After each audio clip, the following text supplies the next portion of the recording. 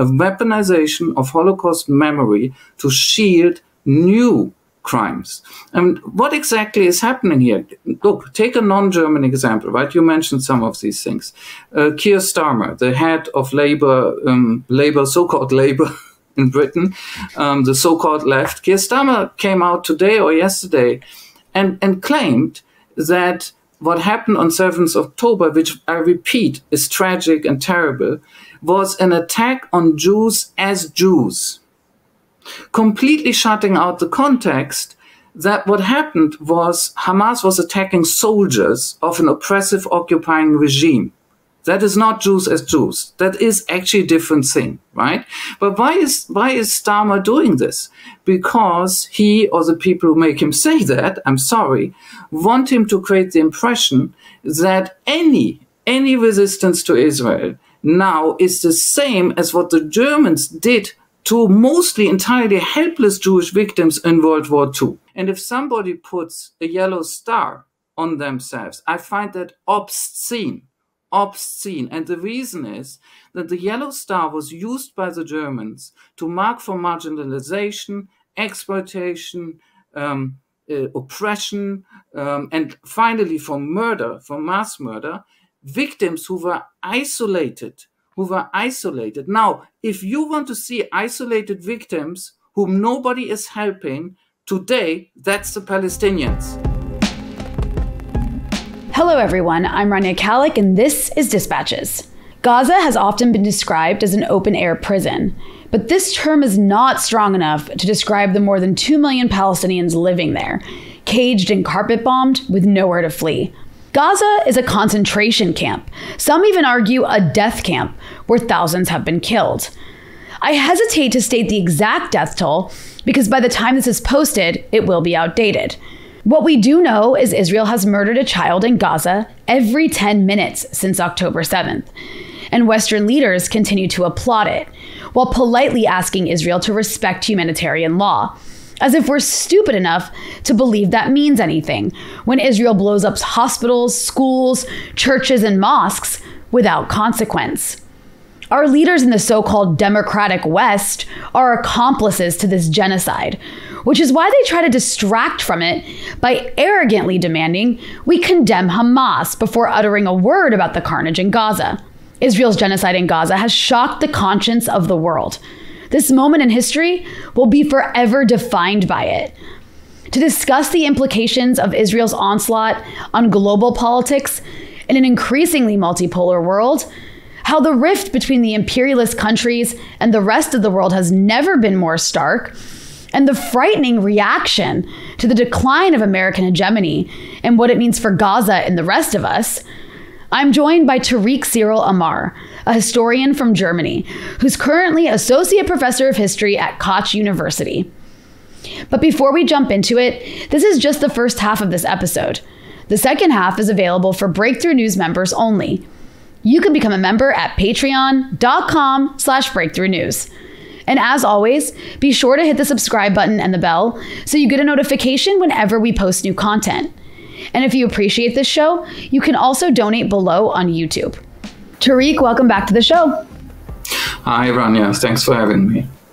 Well, there's so much to discuss given the horrific nightmare that we're witnessing take place in Gaza. And I just wanted to start off by asking if you condemn Hamas. No, I do want to start off in the sense with that question because you've written a few pieces on this genocide that we're witnessing in Gaza, and you have a passage in one of them talking about this sort of like ritual of demanding that people who are defending Palestinians in any way whatsoever, even defending their right to like live, just the most basic things, it's insisted upon them that they, before they say anything else, condemn Hamas. So can you explain from your perspective why this ritual is so problematic and actually is meant to undermine Palestinian freedom and reinforce Israel's right to massacre Palestinians?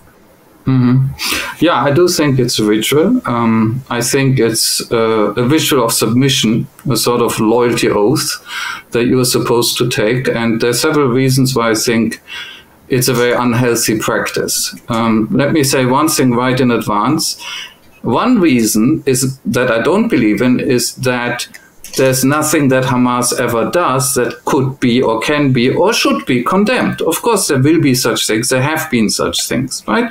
But here's the problem.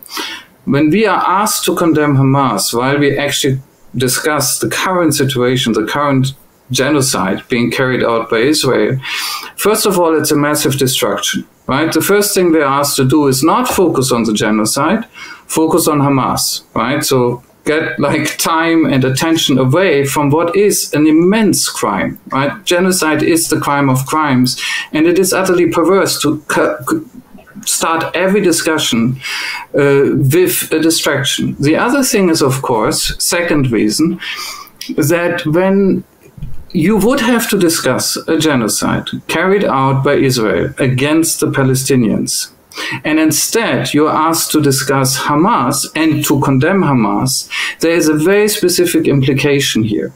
And the implication, the implied and very perverse message is somehow what Hamas has done justifies the genocide. That is the implication here, right?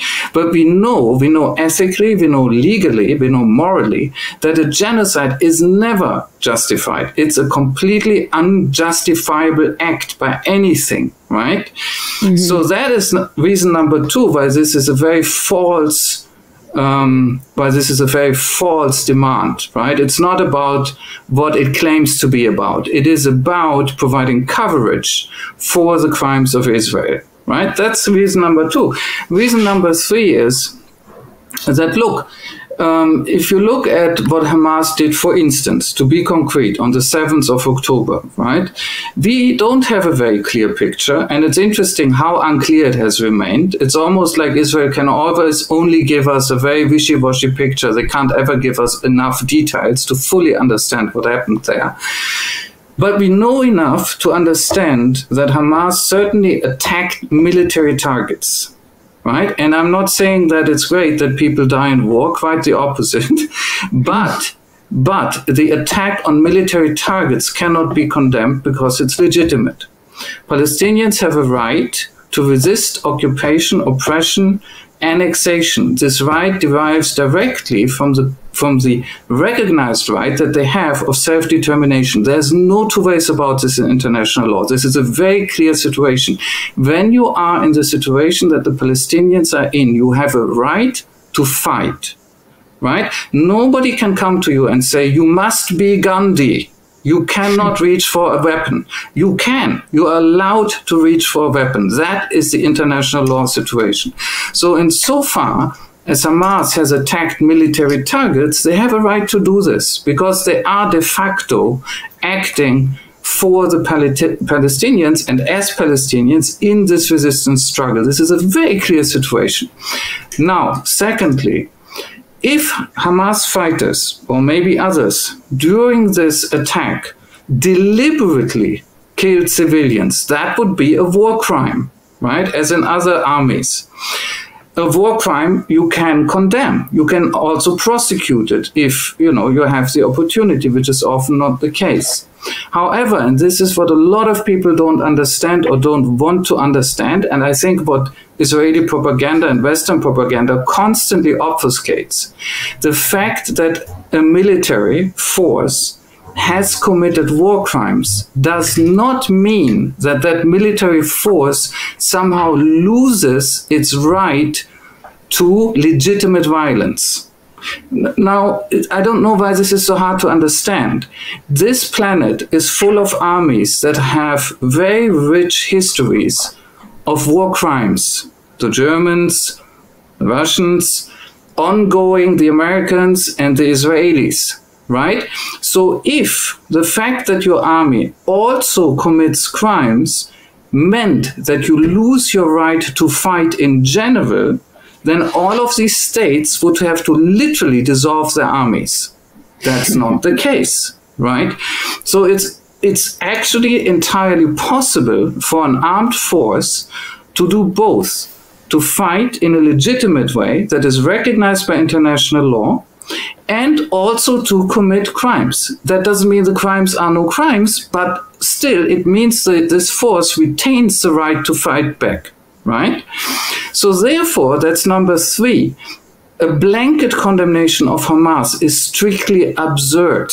The very least you have to do as an honest observer is you have to distinguish between acts that Hamas commits that are actually legitimate and legal and acts that it commits that are not legal. Those latter and only those you could condemn. And it gets even more complicated. Not even that complicated, but it gets more sort of intricate. And people, again, don't seem to realize this. We recognize in international law, and for instance, the Americans do it all the time, the Israelis do it in excess, beyond all imagination, the Russians do it, although actually not that much right now. We recognize in international law that military forces can, under certain circumstances, kill civilians and not commit a crime. And these circumstances are that either they do so truly accidentally, right? They don't do it deliberately, or they accept the fact that civilians will be killed, but this killing is proportionate to the military objectives they are legitimately pursuing. That is the real situation in international law. You see this all the time with the United States. It kills civilians in all its wars. And most of the time, not in every case, but most of the time, we never hear about it because these civilians are classed, categorized as collateral damage under this principle. So Hamas falls under the same rules. I know that Israeli apologists don't like to accept this, but it's a fact. Hamas falls under these rules as well. And therefore, not even as tragic as it is, but not even every civilian killed is automatically a crime. A crime emerges then when you kill a civilian deliberately or out of proportion to the military objective pursued, right? When you put all of this together, then a blanket condemnation of Hamas makes no sense at all. It makes no intellectual and legal sense. It's absurd. It's Orwellian.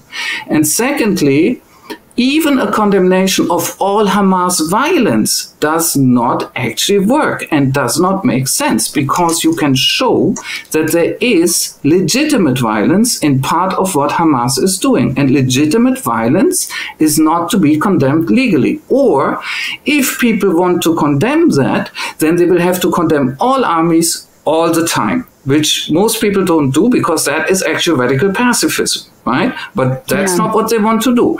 They want to say, oh, yes, the American army can go and kill A, enemy soldiers, and B, also some civilians, if the generals then tell us, well, that was necessary somehow or an accident. But Hamas can't do that. There's no reason at all why we should think that way. It's a complete double standard and it needs to be rejected. Now, you take that together with the point I mentioned first, that the whole thing is a distraction anyhow, to get you off thinking about the genocide, the ethnic cleansing committed by Israel, and not for the first time. I mean, honestly, right? One can't go along with this any longer. No, it's completely absurd. And it just shows also the double standards of all of this humanitarian law that's been formulated over the last however many years since World War II, where all of these laws apply only when the U.S. kills civilians as collateral damage, if you will. But then if it's the adversary doing it, then that's a war crime. And there's all these gray areas so that it can just be like tweaked how you want. But it's just in this case, it's so absurd because Israeli officials are going on television and repeatedly telling us they are actively bombing civilians on purpose. It's intentional. They're saying we want to exterminate Gaza. Like this is the language they're using. That is the one point I missed and I forgot I wanted to mention it, but I talked too long. So you're absolutely right. All of this condemn Hamas obsession is happening against the background of Israel actually committing these very war crimes massively. You want to see disproportionality at work. You want to see a military force that does not obey proportionality, that says, oh yes, we are pursuing the Hamas fighters, but in the process we kill only civilians right now, and basically indiscriminately. They've said it. They've said themselves, we are no longer looking for precision. We're looking at damage or impact. They made it explicit. That announcement itself is a war crime, or is the announcement of a war criminal strategy. And the West overlooks all of this and asks us to condemn Hamas. This demand to condemn Hamas is, first of all, intellectually mostly absurd, right? There is a part where you can still follow, but most of it is absurd. And the way it's used, the way it's obviously instrumentalized, is morally decrepit, because it occurs in a context where we are not supposed to see that. You want to know about human shields? The evidence is that in prior operations inside Gaza, it was actually the Israeli army that has used human shields extensively. Norman Finkelstein has worked on this and has shown it, not the Palestinians. Human shields don't mean what a lot of people think, namely that as a military force, you are in a densely settled area, you have no other area, right? Gaza is that way. And therefore, every civilian around you is automatically a shield to you. That's not true. That isn't true. Human shields exist in international law and humanitarian law, but it's very specific things. It means like you literally grab a civilian and you drive him in front of you. The Germans did that in the war against the Soviet Union. The Israelis have done exactly that in Gaza. You set up a sniper position and you put civilians in with you in the same room, and you make it clear to the enemy they are there. Because that means that the enemy can already no longer attack you, for instance, with artillery without killing their own civilians. That's human shielding. Those are examples of real human shielding. The fact that there are a lot of civilians in Gaza and there is Hamas does not constitute human shielding. That's an idiotic talking point. Yeah. The people who really use human shielding very habitually are the Israeli forces. Disproportionality, human shielding, massive attacks on civilians all the time, attacks on hospitals, churches, shelters, so-called safe zones. I mean, it's a textbook of war criminality, and it's an open textbook. We can all see it. I mean, it's just, it is really just stunning how these lies are continued to be perpetrated over and over in the Western media. Yeah. I wanted to ask you to respond to another aspect of this. There's so much I want to talk to you about, but this in particular, I think you're sort of well situated to respond to, because you've done quite a bit of work on the kind of like abuse of history when it comes to, for example, the war in Ukraine. And I see an abuse of history taking place here. And we've seen this throughout the entire, Israeli conquering of Palestine for the past 75 years. And that is the weaponization of the Holocaust to somehow justify the treatment of Palestinians. And I know in a bit we are going to get to something else you've written on, which is the German attitude towards this. But I'm curious if you could just speak to maybe just your thoughts on the fact that we continue to hear Israeli officials. I think there was even the Israeli ambassador to the UN put like a yellow star on and said, I'm going to wear this yellow star until everyone here condemns what Hamas has done. Obviously trying to talk about, like, to use imagery from what Nazis did to Jews during the Holocaust, or before the Holocaust, actually. And just, the repeated, like the way that they repeatedly say, oh, this is this is the worst attack. October 7th was the biggest attack on Jews since the Holocaust. Like, this is repeatedly weaponized to justify genocide against Palestinians. Just your thoughts on that.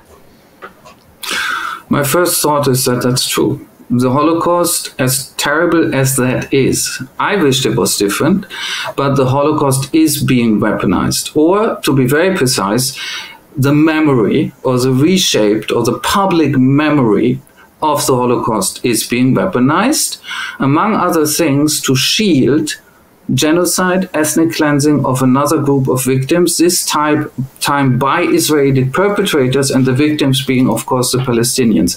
This is a situation that is so distressing, I think, to look at, that is so morally perverse that a lot of people shy away from it. And they have a tendency to shoot the messenger, right? You say that and you get marginalized. So let me be very, very clear about one thing so that nobody gets this wrong watching this later. I have worked, among other things, on the Holocaust being implemented in one city in Central Eastern Europe. My longest chapter in that book on that city is about the Holocaust, the single longest chapter. And I explain in the book why that is the case, because it's the worst thing that happens there, among a lot of very bad things. And it's also the thing that destroys and impacts the city most, right? So I'm very clear about the reality of the Holocaust. And yet, or maybe precisely because of that, I'm also very clear about the fact that what we are seeing, and not for the first time, is, as you say, a weaponization of Holocaust memory to shield new crimes. And what exactly is happening here? Look, take a non-German example, right? You mentioned some of these things.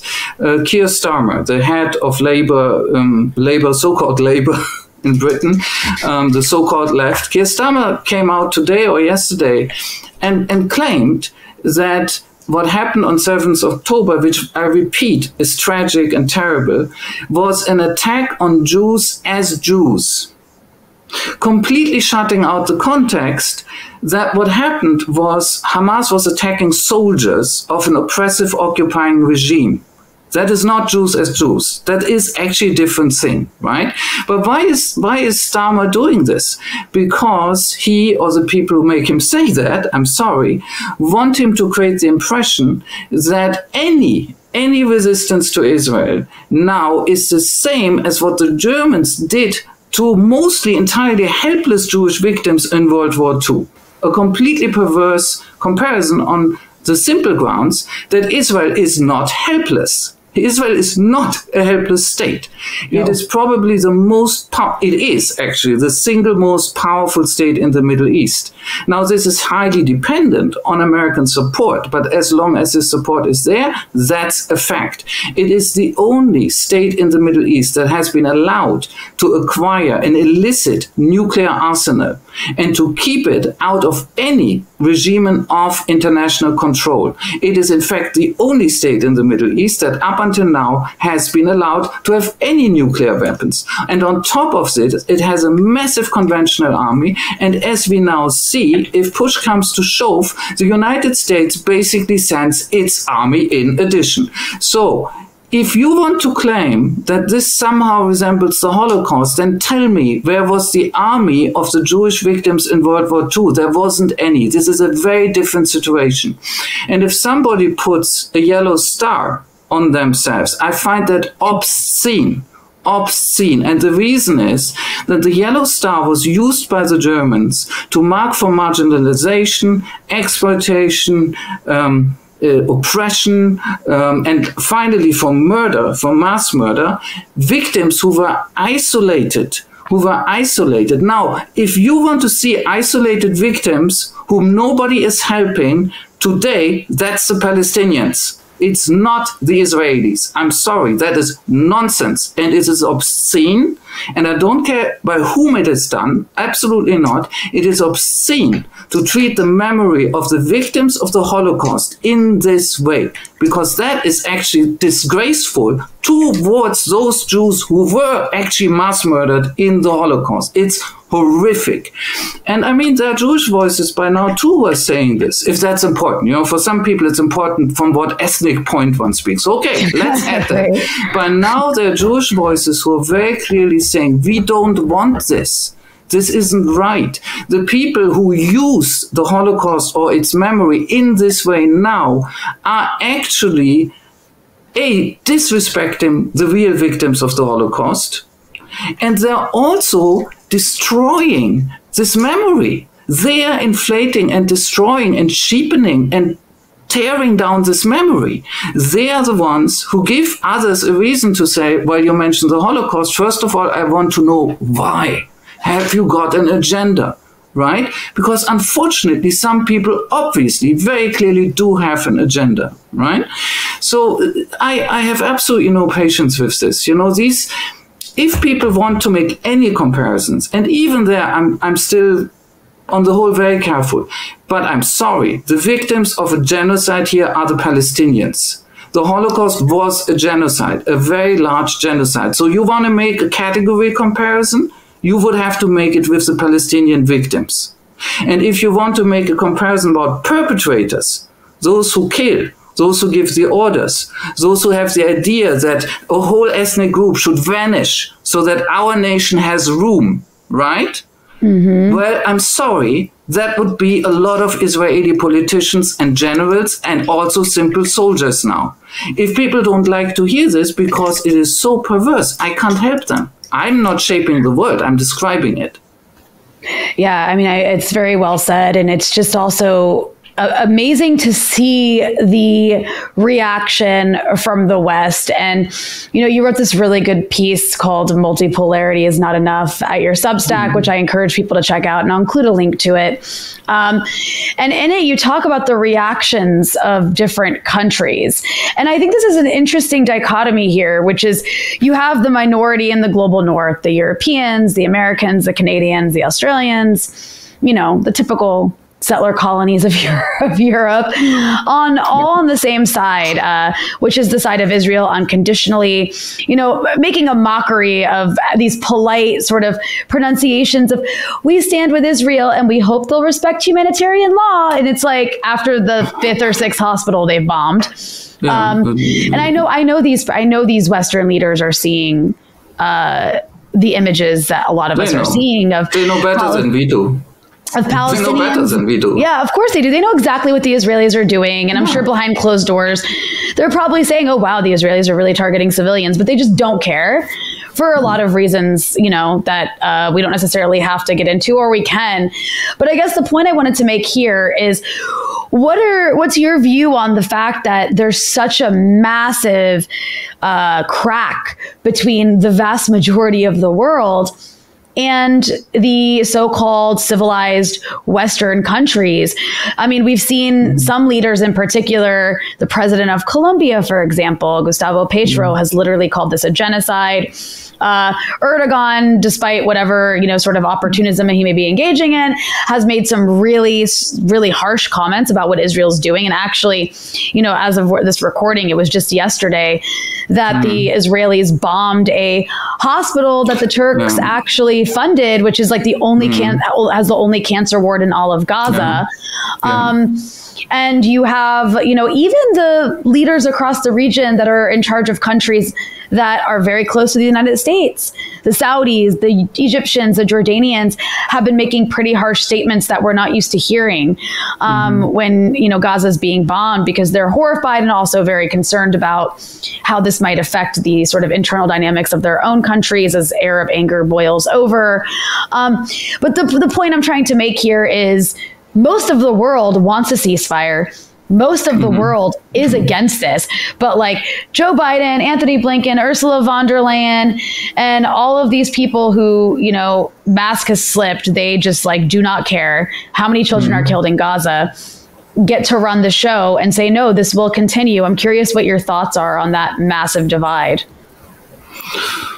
Yeah, you know, look, I too am, you know, first of all, I don't want to talk about myself, like I have the problems here, you know, but just to describe, I'm shocked, right? And I can't really get out of the shock, because maybe like many people, and maybe we were all naive, right? I mean this, the incredible openness with which the West is doing this now has still surprised me, right? They've come out with a brutality that it's just like this in-your-faceness. So what is going on here? I don't know. But I would turn the question personally slightly around. I would say, look, there is a normal, humane response to these Israeli attacks as they are. And that is the response of most of the world, right? So in a way, you have to ask, why is the West so strange? right? The rest of the world is reacting more or less normally. Human beings always disagree.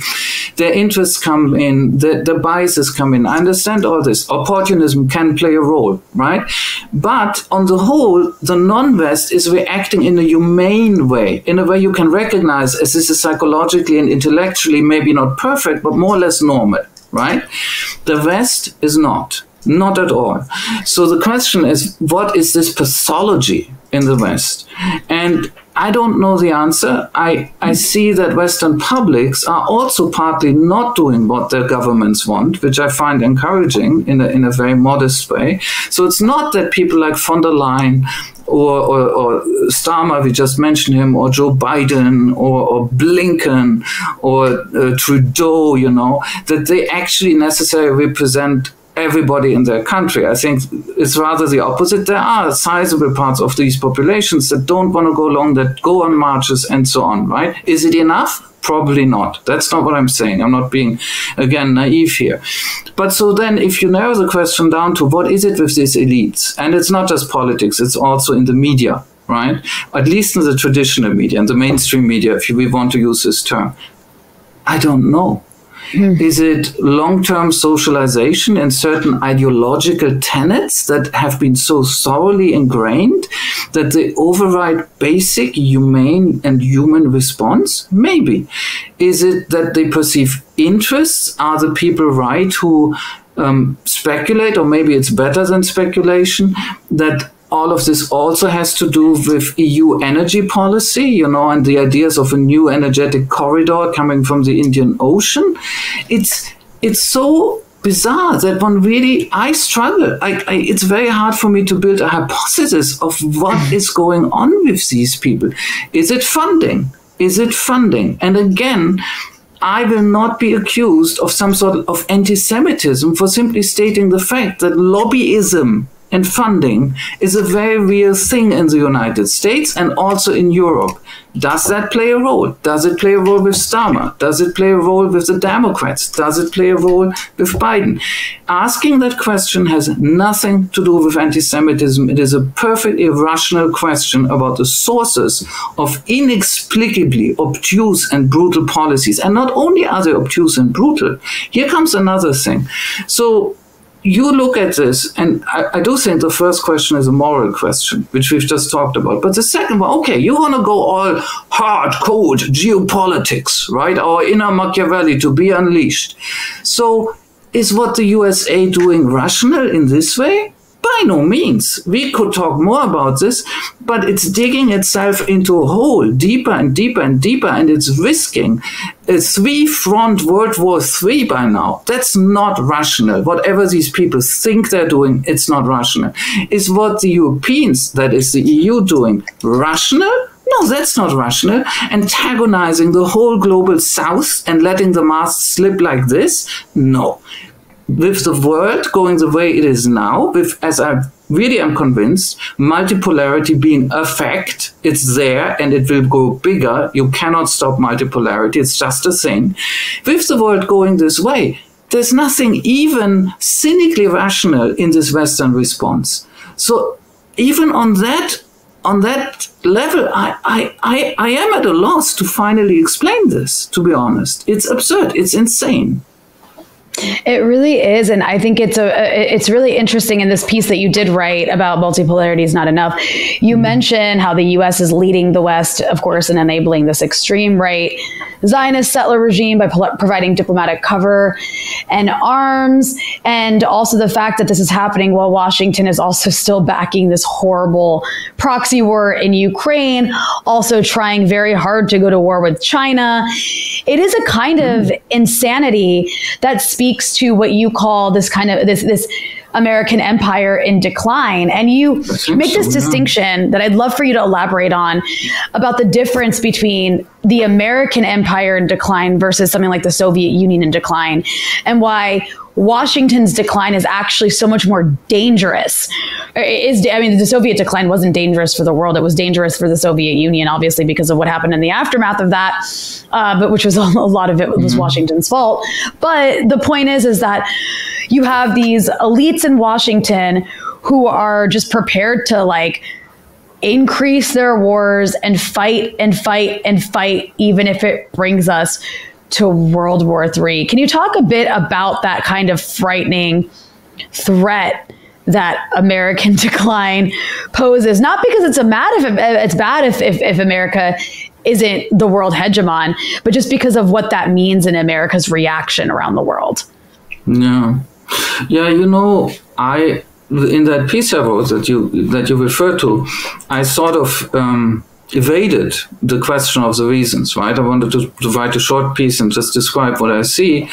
And I didn't really expand on why the US and the former Soviet Union are, I think, very different in the way they respond to decline, right? And we're talking about the elites really here. And you know, if I do try to think about that, speculate about this, a few things come to mind. One thing is that when you look at who really called the shots in the Soviet Union, when the Soviets made these fundamental decisions to give up in the Cold War, to do so on the basis of agreement, especially with the Americans, they were the main partner here, where the Soviets didn't initially really lose the Cold War, but they certainly got the shorter end of the stick, right? And the Soviets agreed to that. The agreements that come about in the late 1980s in the Soviet leadership and the American leadership are disadvantages to the Soviets. And the Soviets are rational enough to say, yeah, we are the weaker party, it's not going well, obviously the outcome is going to be asymmetrical, and they live with that. At this point, they don't expect that everything will be lost, as it then will be by 91, but they are ready to live with this unequal outcome to the Cold War. That's the first step they take. Then when their empire actually falls apart, first in Eastern Europe and then inside the state itself, they refrain from initiating a bloodbath, which is what states can do. This was an extremely well-armed state. It could have fought inside and outside, and it hardly did either, right? So why did they do this? Because the man who calls the shot, Gorbachev, is, we know this about him now, a true believer in what he thinks is socialism. Right. So his socialism may differ from many other people's socialism, but it's a fact that Gorbachev believes in some form of socialism. And his version of socialism has one feature, which is it is very humane. Right? This is very far from Stalin's idea of socialism. Stalin's idea, if you want to have like a polar opposite of socialism, is inhumane and brutal. Gorbachev's idea of socialism is very humane. And it goes back to this quality that socialism as a whole has, that it can take on very different shapes. Gorbachev stands for the best of it in many ways. He's naive politically. He shouldn't have treated with the Americans the way he did. I think his critics are right about this. He trusted them far too much. But those are different errors. It's certainly not an error of his that he's a very humane and very peace-loving person. And that is extremely important at this time. So now let's look at the American side. It's almost an irony or paradox. In a way, the American elite now in control, these neocons, and they're all neocons by now, whether Democrats or Republicans, it really doesn't matter anymore. They're also true believers. But what they truly believe in is actually, like Gorbachev, a version of the old ideology of their country. But in their case, it's a particularly nasty version. Right? It's sort of inverted. Imagine Roosevelt with all his flaws, and they were great, as somebody who sort of tries to make the best of Americanism, right? The American way, if you want, the American ideology. That's very important to explain him and his impact. Now imagine the people who are now in charge. They stand for the worst in American history. I really think that they stand for corruption, for putting profit above all else, for a geopolitics that knows absolutely no limits, right? You only can win, and you win at any price. They stand for making no compromise, as little as the Americans did originally with the original inhabitants of their continent, right? They stand for exploitation. They stand for a particular nasty form of capitalism. All of these things are the dark side of America, in a sense. As Stalin was the dark side of Soviet socialism, right? So when the Soviets go down, you have a leader who stands for the best side of what was there in the Soviets. There were genuine humane ideals somewhere in that mix. They were often not obeyed. They were honored in the breach a lot, but they were there. And what you have now is you have a ruling elite in America that I think stands for the worst in what America can stand for. And I'm not an anti-American, although I'm extremely frustrated with this country at this point. What I'm saying is there probably is a different type of being an American, but right now it's completely gone. All we see is the darkest side of what being American can mean. And the other thing, of course, is, this is very important, the Soviets make a big mistake, which, however, in the end benefits the world. They look in this moment towards the West, and in general they think the West is better than us. Right? They admit that to themselves. They give up on the competition and they say, oh, the West, they've done it right. We did it wrong for 70 years. Let's try to join them. Let's learn from them. Let's take advice from them. Let's literally get their advisors, right? And then they're mistreated in return. America is completely different right now. It looks at the rest of the world and absurdly says, we still know everything better. Nobody's ever better than us. We never have anything to learn from anybody else. This is a very different attitude.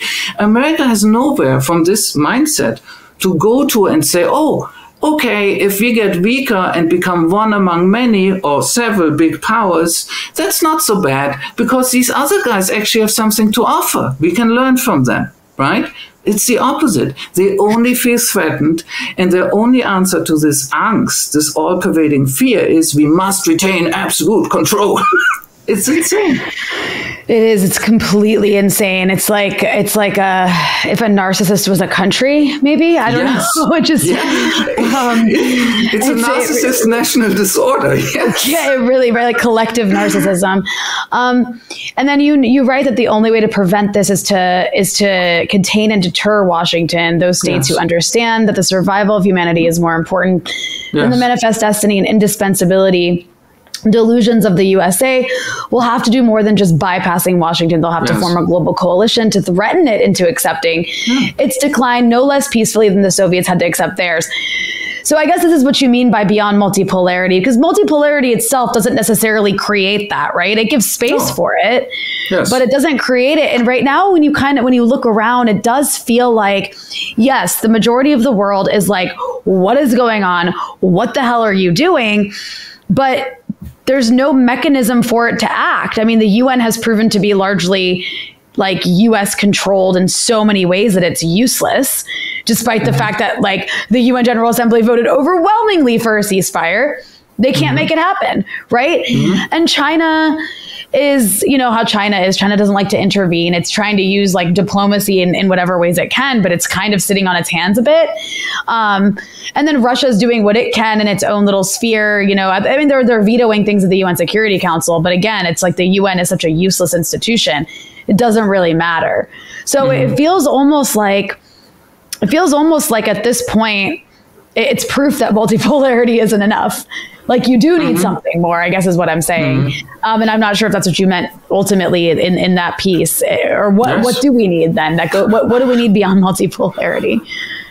And I'm not saying this to boast or anything. This is an accident. It's a coincidence. But I wrote this. If you enjoyed this episode and want to hear the rest, you can access it by becoming a Breakthrough News member at patreon.com/breakthrough news.